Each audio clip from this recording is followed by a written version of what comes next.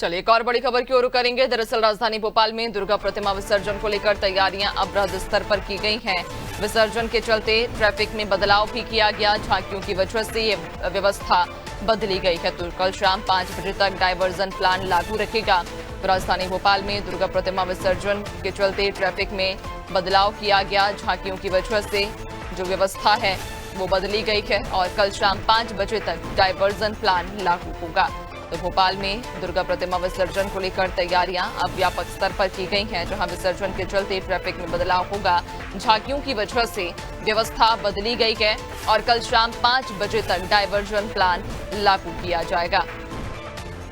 ज्यादा जानकारी लेंगे, सहयोगी दिव्या लगातार हमारे साथ बनी हुई हैं।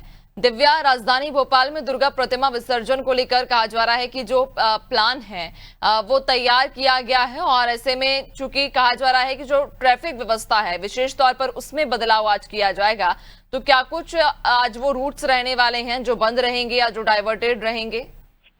जी बिल्कुल, ऐसी जैसा कि भोपाल की बात करें तो भोपाल में नवरात्रि का अलग ही उत्साह होता है और जगह जगह भव्य झांकियां बिठाई जाती हैं।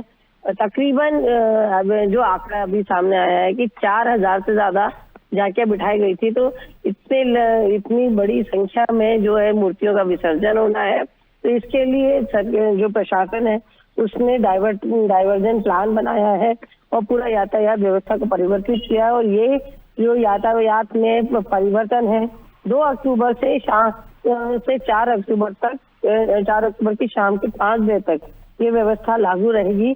और जैसा कि आज रात 7 बजे से भारत टॉकीज से जो मुख्य जुलूस है वो शुरू होगा, जिसमें इतवारा, मंगलवारा, जुमेराती, पीर गेट, मोती मस्जिद, रेत घाट होते हुए कमलापति घाट तक जो है भव्य झांकियां हैं वो पहुंचेंगी और फिर वहाँ जो ये मूर्तियां हैं उनका विसर्जन होगा।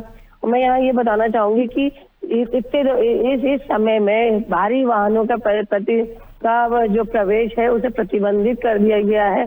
कोई भी भारी वाहन अभी शहर में नहीं प्रवेश कर सकता और इसके साथ ही जो मार्ग है उनको भी डाइवर्टेड किया गया है। माफ कीजिएगा, जो यातायात व्यवस्था है उसे भी डाइवर्ट की गई है। और जैसे कि जो विसर्जन व्यवस्था है उसके लिए भी कई सारी कोशिशें प्रशासन द्वारा की गई है। जैसे कि हमने गणेश उत्सव में भी देखा कि एक उन्होंने पूरा प्लान अलग बनाया कि अलग अलग पॉइंट बनाए और अलग अलग व्यवस्था बनाई। और इसमें इस बार भी ये व्यवस्था की है कि कोई भी मूर्ति लेके पानी में नहीं जा सकता। उसके लिए जो ट्रेन है वो लगाई गई है, उसके साथ गोताखोर है। ऐसी कई सारी व्यवस्था की गई है कि बिना कि जो श्रद्धालु अपनी जो मूर्तियां लेके आएंगे माँ दुर्गा जी की, उसको सीधे उसमें मशीनों के द्वारा उसे विसर्जित किया जा सकेगा। और तभी की तभी कोशिश की जाएगी कि साफ सफाई का भी अभियान चलाया जाए। जैसे गणेश उत्सव में हमने देखा था कि एक बहुत अच्छी व्यवस्था की गई थी, उसी तरह अब भी ये पूरा प्लान बनाया गया है। 4000 से ज्यादा प्रतिमाओं का विसर्जन होना है। ऐसे में जो अभी कल का दिन तक पूरा जो है ये व्यवस्था लागू रहेगी।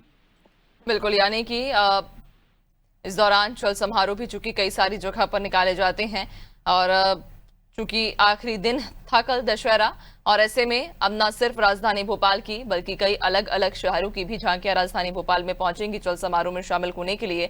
और ऐसे में जो स्थानीय प्रशासन है, हालांकि उनके द्वारा व्यवस्था के जो इंतजामात हैं वो पुख्ता किए गए हैं ताकि आम जनता भी परेशान ना हो और जो झांकी लेकर यहाँ पहुंचेंगे, चल समारोह में शामिल होंगे, उन्हें भी किसी प्रकार की परेशानी ना हो। बहुत शुक्रिया आपका जानकारी साझा करने के लिए। बने रहिएगा और भी आगे आपसे अपडेट्स लेंगे।